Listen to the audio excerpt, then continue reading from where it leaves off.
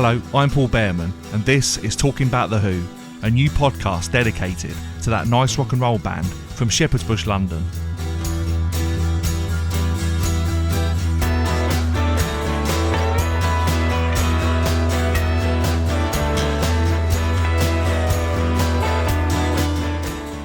Welcome to episode 8, the final episode of season 1, featuring the second part of my two-part conversation with Who author and photographer Matt Kent.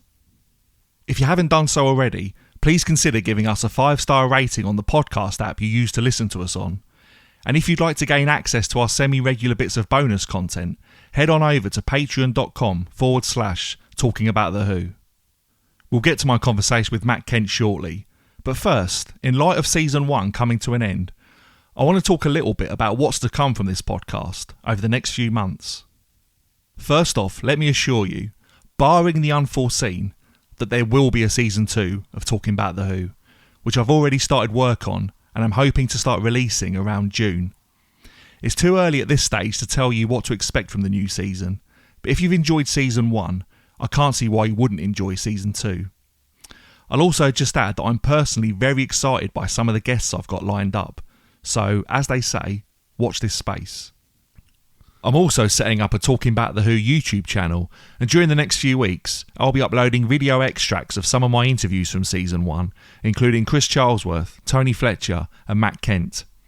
I've got a few other video ideas in mind too, so be sure to subscribe to our new channel to stay up to date on all of that. You'll find the link in the show notes. For our higher tier supporters on Patreon, I'm happy to tell you that the bonus content will keep coming between now and the start of season 2. There'll be additional episodes with Jodie Lynn Scott, Chris Charlesworth, The Fisher Protocol and Matt Kent available soon. And I'll also be recording and releasing some new episodes exclusively, including a 60th anniversary special on Anyway, Anyhow, Anywhere that will be out in May. If you're already a high tier supporter, you should have recently received a message on Patreon about a potential online gathering on Zoom that I'm hoping to arrange soon, where we can all get together amongst friends and talk about The Who. And if that goes well, maybe we can make it a regular thing. So higher tier Patreon supporters, check your inboxes. Our higher tier membership is only £3 or $3 a month, and you can find out more at patreon.com/talkingaboutthewho. Your financial support means that I can continue making this podcast, as it's more than just a hobby for me, and the nature of the beast means that it requires a budget to keep it going. So rest assured that your kindness and generosity really is helping to maintain Talking About The Who. So, in a nutshell, season 1 is coming to an end, but the content will keep coming before season 2 starts. To keep up to date with everything we've got going on, make sure you're following us on Facebook, Instagram and Bluesky. And as I said, be sure to subscribe to our YouTube channel. For me personally, when I'm not putting together bonus content or YouTube videos in a run-up to season 2, I'll be out and about seeing Roger Daltrey for the first time in April, and I'll also be at Sadler's Wells in London to see the Quadrophenia Ballet at some point during the summer. You might be surprised to learn I've never actually been to a ballet before. It's on in Plymouth, Edinburgh and Southampton, before running at Sadler's Wells in June and July, before moving on to Salford. To find out more, go to modballet.com. Finally, to all you lucky bastards going to see The Who at the Royal Albert Hall in March, I hope you all have a great night. Lucky bastards. Anyway, let's move on to the second part of my conversation with our special guest for this episode, Matt Kent. If you're unsure who Matt Kent is, then it might be worth listening to part 1 before you proceed any further with this episode. So let's get into it. Without any further ado, here's part 2 of my conversation with Matt Kent.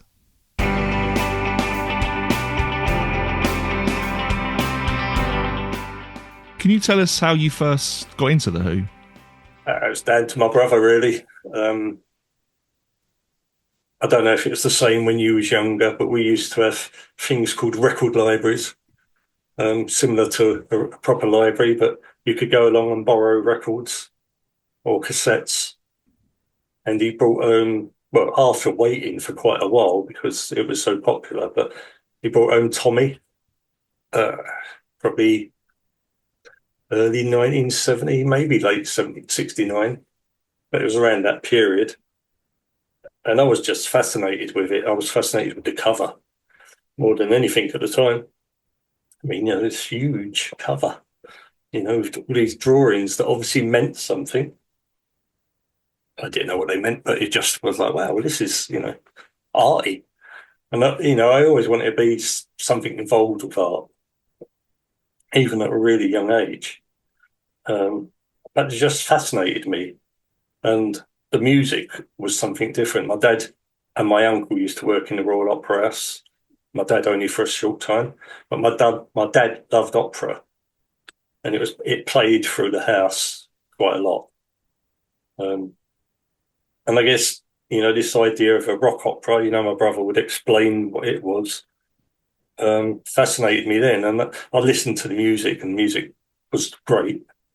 I couldn't put the themes together. Didn't quite understand it. But that was it. That was my introduction to the Who, and it's sort of never waned after that. I remember hearing the Who on the radio when I was younger. I mean, I've got certain memories of hearing things like Happy Jack and I'm a Boy. And my uncle used to work for Ready Steady Go. He was a cameraman on Ready Steady Go, and he used to bring us home all signed things. I can distinctly remember having the Rolling Stones and Dave Clark 5 signed photos. And he used to bring us home these really heavy 7-inch discs with plain white label with ME disc written on them. We didn't know what they were. It turns out they was acetates for, the bands that were on the show. And me and my brother just used to destroy them. I mean, we probably destroyed so much musical history that probably don't exist anymore. But we was always into music because my dad and my uncle was into the opera house, and my other uncle worked on Ready Steady Go. There was always music, and we had cousins that were proper mods. And they used to give us their singles once those went out of fashion. And so it was natural that I'd be attracted to something music. I used to love bands like Freddie and the Dreamers and Dave Clark 5. And I was in the opening sequence of a Dave Clark 5 film, Catch Me If You Can, or Catch Us If You Can, whatever it's called. At the start, you see these two little kids running through a park after the band, and one of them was me. Oh, wow. Just happened to be in the park at the time that they were filming. And so, I had 15 seconds of fame early on. And that was quite cool. So I used to like bands like that. I like Freddie and Dreams. I like musicians that jumped about. But Tommy opened the door for me as the main reason I got into the Who, and that was all down to my brother really. And I saw him at the Oval in '71 for the first time. I was 12, and again it was just because my brother let me tag along. And luckily at the time we was living at the Elephant Castle, just a mile down the road from the Oval. So my mum and dad were okay letting me go with my brother and his friends, because it was easy to get to and easy to get home from. So never looked back from that really. Good times, bad times. Been through it all with the Who, a lot of up and downs. But the music remains above everything that's ever happened. I mean, it's music that speaks to us fans as individuals, but it's also music that brings us fans together in celebration of the band. There's times when you watch the Who when they're really on form, and I do believe what Pete says about it's the power of communication and bring people together and people leaving their bodies, whatever. I mean, I think there's times when I've listened to Sparks being played where I know exactly what he's talking about. I don't know, you close your eyes and it's just a magical thing. And I've never witnessed that with any other band. And so, yeah, that was the start. and it's been like it for the last 52 years now. 55 years. Yeah. 55. Wow. That is impressive. Were you already a big fan when you first saw them at the Oval, or was it more you recognise it was the band that did that album with the funny cover and Well, but in between, I'd obviously learned more. I mean, it's not like I could rush out and buy all the albums up until then or whatever. I mean, the first album I can remember buying for me was Meaty Beatty. Um, but no, I was well aware of who they were because we used to get the music papers regularly. You know, weekly we'd get Sounds and Enemy and Melody Maker. We'd pay for it through, well, my brother paid for it through his Saturday job that he did at the time. So we'd get all the news. So I was well aware of who they were and their importance in terms of the live reviews. And it would be probably, I would say, it would be Quadrophenia that I became aware of their importance as a uh, cultural leader type thing, and their importance to teenagers, to a certain sub genre of people.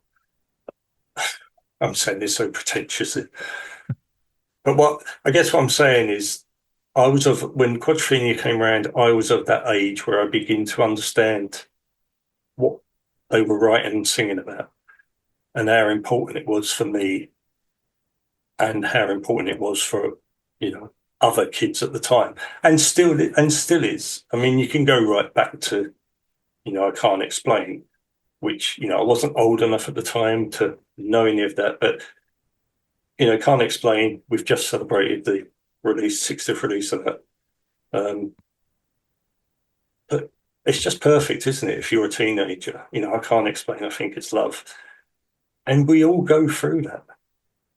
We all go through that, and it's for.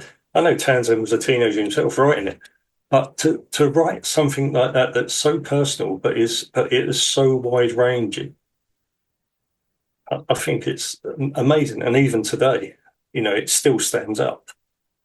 I was thinking earlier about what other songs would do it, and I guess Weller within the city. In the city, there's 1,000 things I want to say to you, but whenever I approach you, you make me look a fool, and it's like that's so on the mark. The angst you suffer as a teenager and stuff like that. But for someone to articulate it in a way where you feel it's just about you, whereas it's about everyone, but you feel it's so intimate to you, I think it's just an amazing thing to do. And that's probably when I first began to really understand their importance was Quadrophenia. yeah, and I think Townsend himself has talked about holding a mirror up to his audience. I guess something maybe he got from Peter Meaden when he was managing the band when they were the High Numbers, and I think Can't Explain kind of encapsulates that perfectly. But you could say he's been doing that, up to their most recent album 5 years ago. He's constantly holding a mirror to his audience. I think I would slightly disagree with you on that. Okay. I think around about Who Are You, Hits Hard, Face Dances, whatever, he turned the mirror around. He was holding the mirror up to himself, still reflecting what people of that age, whatever, was going through. But it was so personal, what he was writing about. But it was more about him than the audience at that stage. I mean, he obviously returned to it later with the last two albums. I think there was that period, 78, 82, he's going through a lot, for himself. And I think that mirror just turned a little bit. So instead of reflecting the audience, he was just reflecting himself. But conversely, it was still stuff that others were going through as well. Yeah, I was going to say, I think, I agree with what you're saying, and but I guess a lot of people would be doing that at that age. Like, mate, I'm not so much a midlife crisis, but more maybe you do get more introspective as you get to that point in life, and yeah, And like you say, that's when he was really going through personal turmoil and probably even within the band as well, especially with Keith's condition. You know, exactly. making "Who Are You?" Yeah, yeah. I've just finished writing notes at Who Are You for a special deluxe edition, and lots of stuff I didn't know about really. Um, Sort of doing investigations. It was a real piece of detective work, really. Um, and it was also really difficult to sort of get to the bottom of what was facts and what was fiction. Um, but it was quite fascinating. Hopefully, people will find it fascinating when it comes out. But it was really a fascinating journey. That sort of period of 77 and 77 through to 79, but particularly 77 when people thought, oh, the band weren't doing much, but they were doing an awful lot, be it solo stuff or different business ventures. There was a hell of a lot going on.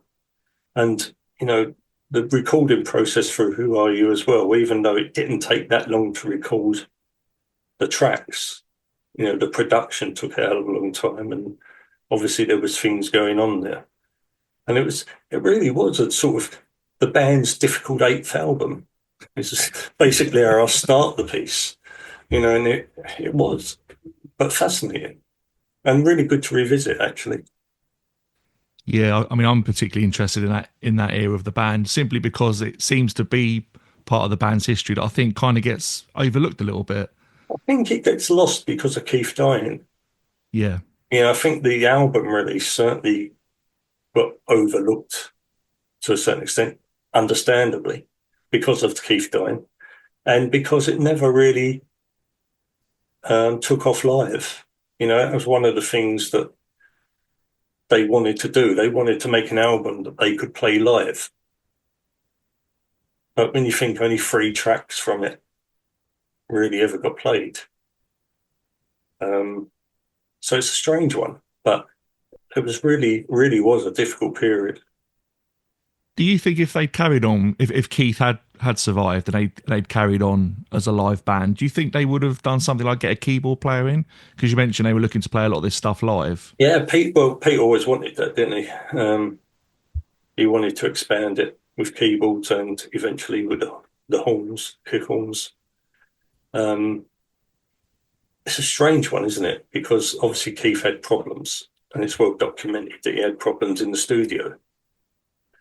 But he picked up. He did pick up, and I think they would have gone out again with him. I think he would have got in shape. Um, I don't know how long he would have lasted, though. Because Keith was that sort of personality. If it didn't happen then, it would have happened at some stage. Mm. Um, yeah, I think Pete would have got a keyboard player, and I think Rabbit would have come in. He was auditioning when Keith was still alive for live work. So yeah, I think they would have turned into a 5-piece band. Is there a release date for the box set, or is that? Not yet. It's taken quite a while to put together, mainly because of the time I've taken putting my notes together. um, but there's a host of material on there that fans are going to love. I mean, yeah, I'm not going to give anything away. I'm not going to spoil it, but no. So it's only at the stage, really, I guess, where the book's being finished and it's all going to the band for the okay. So I would think we're still looking probably towards the end of this year.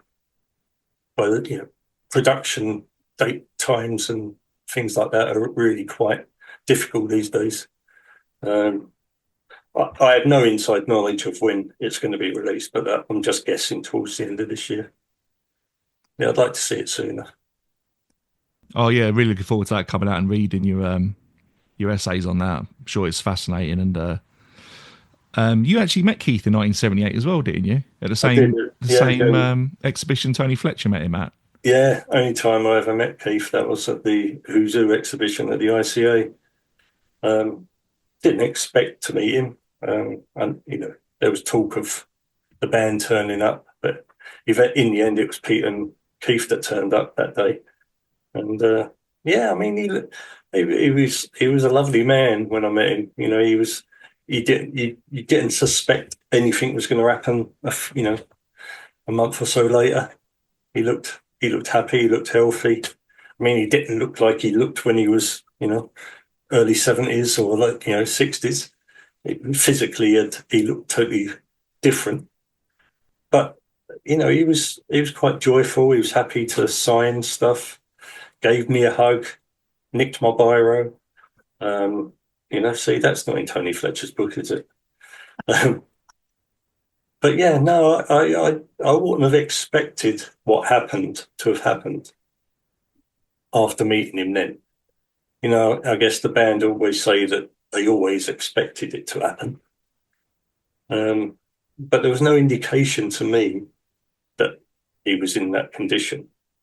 Having done the notes and done the research, I now realise how bad a condition he was in. But at that stage, he was trying to get straight. And I saw no reason why I wouldn't be seeing him live again sometime soon. But yeah, no, it was nice. It was nice to actually, you know, in hindsight, to actually say that I met Keith Moon. Yeah, and as say Tony was there as well. Myself and Tony share a number of sort of parts in the 70s where we were both at gigs that we never knew about it, obviously, until Tony came to do the book. You know, I was introduced to Tony. And we discovered that, you know, we were both South London lads and we both shared a few experiences with the Who over the years. So it's just occurred to me that Tony writes in Dear Boy about meeting Keith and Keith writing down his home address for him to pop round with his fanzine. Yeah. He could have written that address down with your pen. I didn't realise that. I wonder what that pen, where that pen is now. Can you imagine? Must be worth a bomb. Yeah. Tire. Oh, the injustice of it all. Yeah, true. And I probably missed out on many other autographs that day because of it. And yeah, staying on Dear Boy for a little bit longer, you went with Tony to interview John Entwistle. What was that? What was that like as an experience from your perspective? Well, I already knew John, and so I really introduced Tony to John for that. And I went down there. I didn't need to go down with Tony. I mean, Tony, you know, would have been fine on his own, but I just went down because John knew me. So it was as though it was a sort of, you know, put everyone at ease type thing. But I think, as Tony recalls, it was a very dry day for us. You know, a couple of hours into the meeting, we had to ask for water while John was busily pouring brandy into his coffee. I loved it. I mean, I loved John, and you know, I visited him at his house many times. He was always most gracious, most welcoming, and yeah, I miss John a lot. He used to send Christmas cards. I remember those. Don't know where they are though, but I remember getting Christmas cards from John, and that meant a lot. Yeah, I've always had the feeling that of all the Who members who were still alive at that point, he was the one who was probably most how do you describe it? Easily approachable, I guess. Yeah. I mean, you know, John would stand out in the pouring rain signing autographs for fans. Yeah, I mean, John. Yeah, I mean, John would ring me, you know, and invite me down for no reason whatsoever. And he's, you know, I'm not saying that I was unique in that. He did that to lots of people. You know, John realised who his fans were, and he made them welcome. But to me, it just meant a lot. You know, at that stage, I was probably, what year was that we did that? Mid-90s, probably. So I'd already started. It was probably around the first convention time, I guess. Yeah, I think Tony told me it was. I think it was a few weeks before the Hyde Park gig at the end of June. I think that makes sense. Yeah, that makes sense. And even on that, I mean, like, I remember on the day of Hyde Park, John rang me and asked if I had any spare tickets, which I did because I was running the fan club at the time. So, we managed to get some tickets. So he said, "Oh, can you run it over to my hotel?" Which meant missing Bob Dylan, which wasn't a great loss to me. But I remember going to his hotel and John was still in bed. And he had his mum there and Lisa at the time sitting around him while he was in bed having his breakfast. And I just thought my life has just become so surreal. Yeah, and that's the sort of relationship I had with John, to be honest. It was nice. That's what I can say. It was a really nice, he was a nice person. He could be bitter at times about stuff, when you spoke to him about things that have happened, but he was just nice. I don't know anyone that had a bad word about it. And, for me, my wife at the time and, Mark Donovan, who I did Naked Eye with, he was always welcoming. Yeah. Yeah, really sad loss. I also missed Bob Dylan at Hyde Park because that was my first ever Who gig. I think it was a couple of weeks after I'd finished my GCSEs, so I was 16. But the reason I missed Bob Dylan wasn't because I had to give a member of the Who some tickets, but they weren't serving alcohol in Hyde Park then. So me, my dad, and his mates had decided to go to the pub and then buy a load of beer from the off license and sit outside Hyde Park while Bob Dylan was playing. Yeah, I And did the same when Clapton came on. I went to the pub. yeah, we got in there just as the Real Me was starting up, and then we left about halfway through Clapton because at that time the technology's improved now, but at that time we were so far back that the sound wasn't matching up with the screens. It was a really windy day, wasn't it? That's right, yeah. And my dad's friend was moaning it was like watching a badly dubbed Japanese movie, so Yeah. we decided, yeah, let's go. Yeah. Yeah, no, I agree. It was a really windy day. I mean, it was big, really big occasion, wasn't it?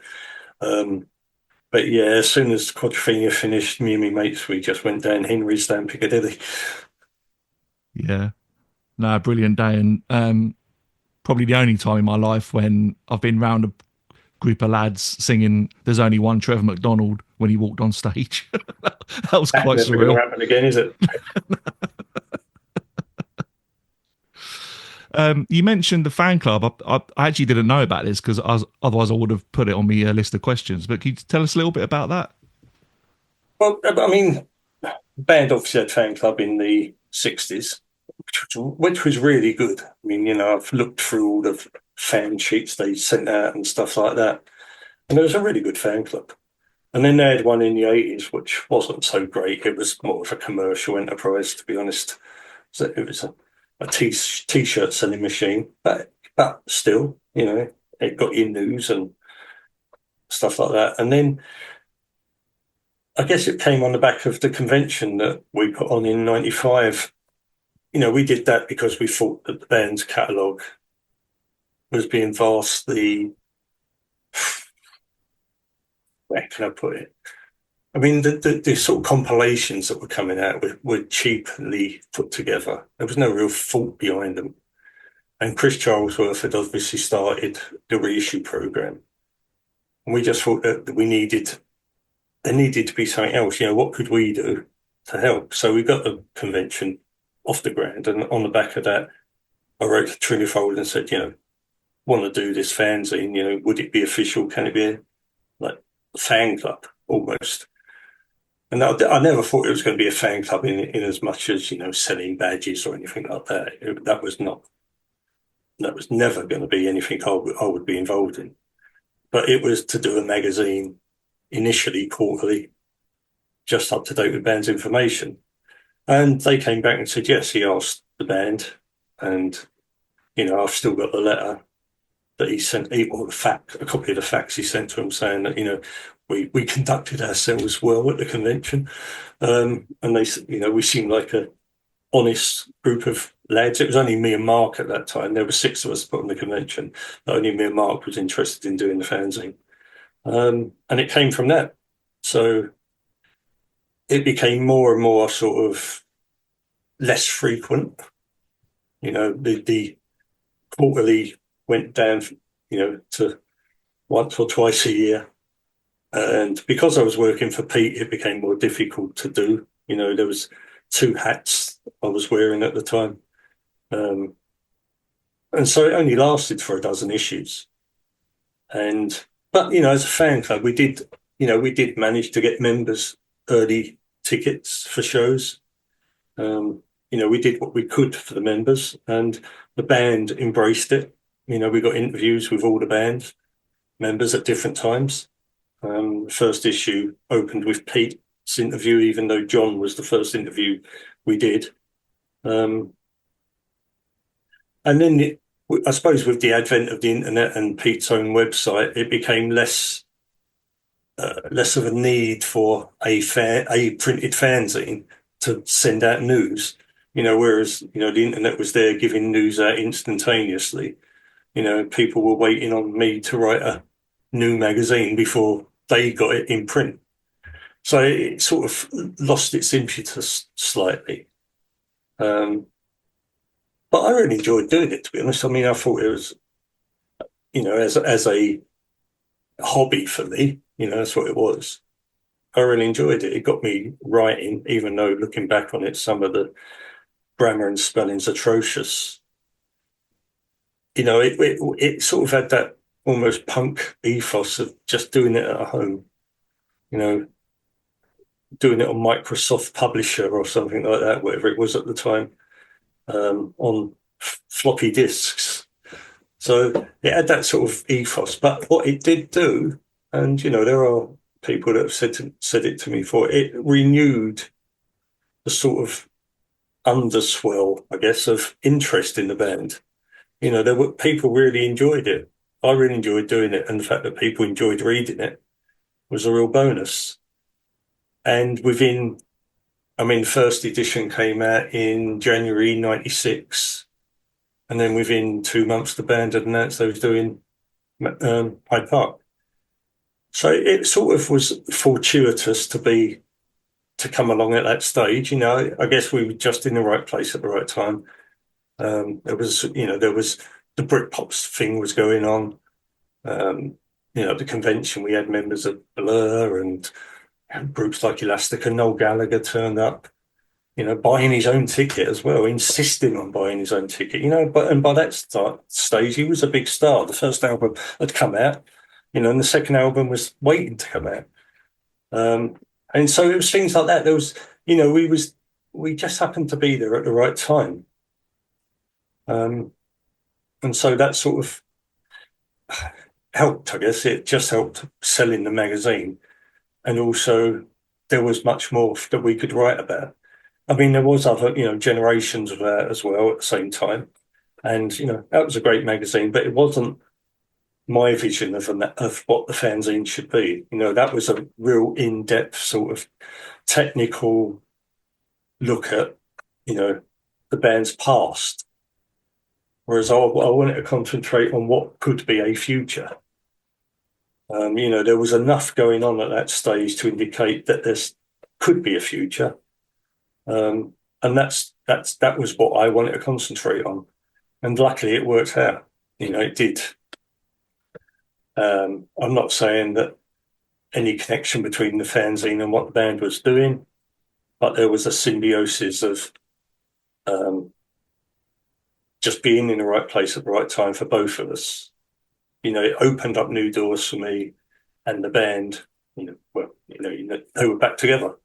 So it was a good time. It was a good time. Yeah, I guess you couldn't have timed it any better, especially as 3 years later they were back together again and pretty much have been going since then. Yeah. I mean, by that stage I was working with Pete. So that was even more exciting, being involved with them getting back together, which was really, a rebirth of the band. Going out as a 5-piece again like they were. If whoever went to the Shepherd Bush shows Christmas of '99, they were just fantastic. I mean, to see the band in Shepherd's Bush. We got close enough with the convention. We had Roger and John, Zach, Simon, but we didn't have Pete. and to see just the fight that them as a 5-piece playing in Shepherd's Bush and really going for it was something special. And to be there as part of that organisation at that stage, actually being a part of it, was brilliant. Yeah, that was my second ever Who gig. Was the second night at Shepherd's Bush. So, just fantastic. And I was talking to Betts and Ethan from the Fisher Protocol recently, and I was telling them that I remember thinking where I was stood in Shepherd's Bush, I was on John's side of the stage, but I remember thinking if I had a tennis ball and I threw it right now, I could easily hit a member of the Who. That's how close I was. It's quite amazing when that happens, isn't it? I mean, I've never been one of these. There are these people that need to be in the front row, and I understand the reasons for it, but I've never been there. And when they played Hammersmith in '79, tickets were distributed via, basically it was almost a ballot to get tickets, and we got front row seats. Just like wow, And so we went there, and the Specials came on, and the Specials fans tore up the front rows. I mean, it was like, so me, my brother, and our girlfriends at the time were like, come, let's go to the bar, let them get on with it. And we came back, seats were still, basically there. But when the Who came on, and it was quite not so long after Cincinnati, and Roger said, oh, you look so far away, why don't you come up and sit on stage? And then everyone was coming over our heads. I mean, it was frightening. It was really frightening to get on stage. And then they had to get off stage because the security wouldn't let them on. And after about, we was protecting it. I remember that I had my arms around my girlfriend. She was at the barrier. I had my arms around the girlfriend. And it was so uncomfortable that, I was headbutting people. So, there was fights. It was just uncomfortable. And I remember that's the only Who gig I walked out of. Probably about 45 minutes in, I just had enough of it. And I remember to get out, walking on the arms of the chairs to try and get out because there were so many people, you couldn't move. I thought, I'm never going to see this band again. They've got so big. And it's because a lot of the gigs in the 70s that I went to were very violent. It was that sort of period of football hooliganism that had spread into concerts as well. And that seemed to be the culmination of it, that 79 one. Started off with the seats being smashed up, which, is very rock and roll. I'm not going to say it's not, but when your seat's being smashed up and it's the only time you've ever got a front row seat, and then after that you get people clambering over your head to try and get on stage. It was just, I don't know, it's sort of a lot of dreams went that at that point. But it didn't last long, Come 1980, I was back there, but I've never had a front row seat since, and really have no reason to want one. Yeah, no, I completely understand that. And I wasn't quite in the front row at Shepherd's Bush. I was probably about, if we think of it as rows, I was probably maybe 9 or 10 rows back. I was with my mum as well, so wasn't that cool really, but rock and roll. Yeah. But I did get offered some drugs on the way to the gig outside of Shepherd's Bush taxi rank, so that was interesting. But pretty good. Did your mum take them? Sadly not, no. But I think that's probably my most favourite ever gig I've ever been to, just because seeing the Who in that smaller venue. And I remember when they first walked out on stage. I mean, I'd seen them at Hyde Park 3 years before, but miles and miles back. But seeing them up close at Shepherd's Bush when they first walked on stage, I just remember the biggest goosebumps I think I've ever had in my life. It was just, I think a lot of people did. And one of the best moments I've had at a Who gig was actually at Live 8. And we were sitting around the side of the, you had the pitch, and then we was probably sitting in the first tier around the side. And we ended up in this little enclave of Who fans just by chance, not. And I remember just before the Who came on, this guy next to us went in his bag, brought out a bottle of scotch, had a swig, passed it around to everyone, had a swig, and then he pulled out a plastic bag, and in it was a pristine 1973 Fallout Shelter t-shirt, which he then proceeded to open, put on. He said, this is the sort of occasion that deserves this sort of thing. And the Who came on, and obviously their set wasn't the best in the world, but the fact that the Who were back after 3 years, and that would always stay with me. This guy that was so into seeing the band again there, that a little bit of scotch and putting on the 73 t-shirt. I think, yeah, that's what Who fans are. Yeah, a special breed, I think, in some ways. Oh, totally. Made so many friends over the years with the Who, enemies as well, but even some of the enemies have become friends. Not all of them, but yeah, they are a special breed, totally. There's a lot of camaraderie between Who fans that I don't think you get with other bands. There's a lot of help and support. I mean, even on social media, when there's been times when my mental health has been suffering, and people that know me know that I have issues at times, and that, I go on and off of social media as the mood suits. But messages of support for me from people, particularly the older Who fans, American Who fans, those sort of messages of support really get you through. I think, it's really quite emotional at times, the support that one Who fan gives another. And they are a special breed, you're right. Yeah, I mean, for myself, I talked earlier about not knowing about the fan club. I did know about Naked Eye Fanzine. I didn't realise there was a connection with the fan club as well. But at the time, I wouldn't have known about the fanzine really. And it was only when I first started using the internet, which was probably late 98, 99, when you were working for Pete and running the website. And that's when I first would have seen your name. But I was never one to sort of poke my head above the parapet when it came to finding fellow Who fans or anything. And I mean, my dad's quite a big Who fan, but still probably doesn't maybe know as much as I do. And I'm not, I wouldn't say I'm a hardcore fan, but I don't really know anyone else who's as into the Who as I am. So from doing this podcast recently, just getting random messages from people just to say how much they like it it's just really nice. Yeah, no, you're doing well. I mean, you look at the number of people you've had on it already. I think you're doing a really good job. Oh, cheers. I appreciate that. No, but it's the same as I said earlier, Paul. Sometimes if you don't do it yourself, then it's not going to get done. And often people leave it to other people to do things.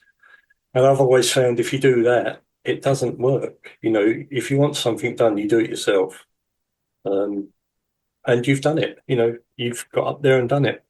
I've often thought about doing a podcast. So I had these grand illusions of doing a series of podcasts on a certain subject of the band, but it never, I never did it. So, kudos to you. No, I really appreciate that. And obviously I was never old enough to see the Who in their prime with Keith. So could you give me an idea just what it was like seeing the Who with Keith? Can you somehow put it into words and try and give me an idea of what it was actually like? What was it like with Keith? Well, you never knew what you was going to get.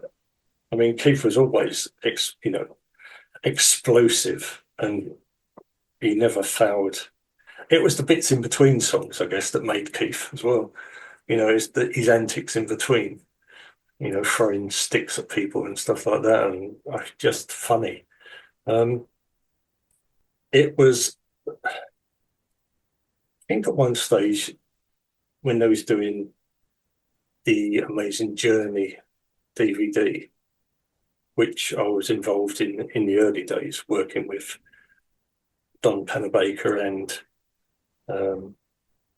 Murray Lerner, that I explained that I thought the Who was like the Titanic, that Pete was the captain, Roger was the rudder, John was the anchor, and Keith was the iceberg. And I didn't mean that in a way that Keith was the destructive part of it, but it's just that he didn't see 2/3 what Keith really was, you know. And I think that's what it was. I don't know what how can I explain what it was like at a live show? It was just excitement beyond words. It was. I'm not going to use lightning in a bottle again because I use that in Naked Eye to talk about taking photos. It was like a band with 4 frontmen. They all vied to be at the front of that stage. Keith would have loved to have been at the front of that stage if Roger didn't have to be there. It was the chemistry, the magic between Keith and John. The fact that Pete would go off and, do these little guitar expositions, going off from the main song, and Keith and John would be there straight away. They'd be following him. Didn't even have to look at him. And there was some sort of innate timing in Keith, I guess, that he could adapt to whatever Pete was doing. John was the musician. John was a trained musician. He knew what he was doing. But Keith was this uncontrollable whirling dervish. You watched him play drums and you just thought, how are you playing that? How is the sound you're getting anything like what you look like? It's surrounded by these huge drums by the mid-70s. I just think it was his ability to bring everything back in when things were going somewhat awry. He had the ability to bring everything together. And I think there was an unpredictability in that. Pete's this musical genius that goes off on his own on stage at times. And it leads to some great stuff, and it leads to new strong songs, So Naked Eye started and, Old Red Wine even. But Keith had the ability to bring it all back together, and his timing was perfect. I know it's like, when you see the Smothered Brothers clip and it's like, who's this on sloppy drums? But Keith was never sloppy. For all of his issues, and for all of his comic value, he was never a sloppy drummer. He was the best ever drummer. He says the best, even again, going back to who are you, is where it's I'm the best Keith Moon type drummer in the world. But he was the best rock and roll drummer in the world. People talk about John Bonham, talk about others, but no one could touch Keith. I don't believe, and I think what's the shame with Keith is that over the years, he's become this comic figure of a musician. And people forget that he was absolutely fantastic drummer. And I can't answer your question. I can't tell you what it was like unless you was there. I mean, you've seen the films, you've seen the footage of what it was like. But it's when the first time I went to the Grand Canyon, it took my breath away because no matter how many times I've seen it on the screen, it doesn't match up to what it looks like. And I think that's the same with Keith. You can watch him on the footage of it, but it doesn't match up to what it was like in real life. I just think he made going to a Who concert the best thing ever in the world. And it's I was lucky to see him, at least half a dozen times, probably quite a few more than that. And the band will never, as great as they've been live since, they will never recapture what they had with Keith. never. I mean, Zach's a great drummer. He puts a great sound to the Who, but he's not Keith. With Kenny, it was a different approach. Kenny's a totally different drummer. Kenny's a timekeeper. He's not the same drummer.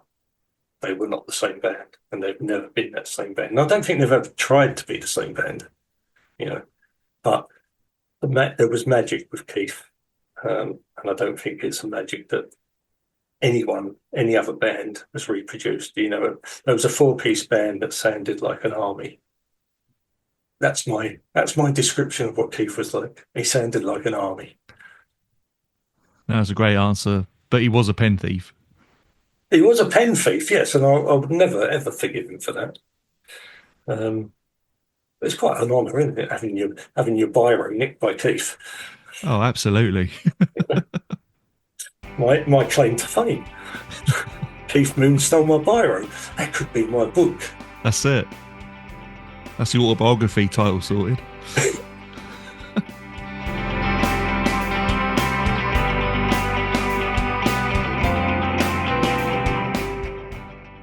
And there we have it, part 2 of my conversation with Matt Kent. I had a really good time chatting with Matt, and I think we could have probably carried on talking beyond the 2.5 hours that we actually did chat for. I'm happy to report that Matt is a really sound bloke, and he's also someone who's been very encouraging to me regarding the podcast, which has really meant a lot. Matt, if you're listening, let's do this again sometime. As I mentioned in part 1, there's a bonus episode featuring Matt available to our higher tier supporters at patreon.com/talking about the Who, alongside other bonus episodes with some of our guests in season 1. There'll be more to come before the start of season 2, and if you haven't done so already, you too can sign up to our higher tier membership with a monthly payment of only £3 or $3. This means that as well as getting your grubby little mitts on our extra content, you'll also be helping us to continue making more episodes of this podcast, and hopefully for a long time to come. Patreon.com/talking about the Who. Another way you can support us financially is with a one-off donation at buymeacoffee.com/talking about the Who. If you prefer to support us in a non-financial way, you can help us reach a wider audience by giving us a 5-star rating on whatever podcast app you use to listen to us on. And don't forget to follow us on Instagram, Facebook and Bluesky. And that's it for this episode, and indeed this first season of Talking About the Who. Before I go, I just want to say a big thank you to everyone who's listened. Everyone who supported us in some way financially. Everyone who's left us a positive rating on their podcast app. Everyone who's helped spread the word on social media. Everyone who's personally reached out to me with their encouragement and positive feedback. To all my special guests who featured in this first season, in order of appearance: Jodie Linscott, Chris Charlesworth, Irish Jack, Mr. Boulder from YouTube, Tony Fletcher, Ethan and Betts from the Fisher Protocol, and Matt Kent. And finally, thank you to that nice rock and roll band from Shepherd's Bush, London, The U. Season 1 is done. Making and releasing it really has been a joy, and we'll be back with more before you know it. So until then, thank you for listening, look after yourselves, and as Roger Daltrey always says, be lucky. Goodbye.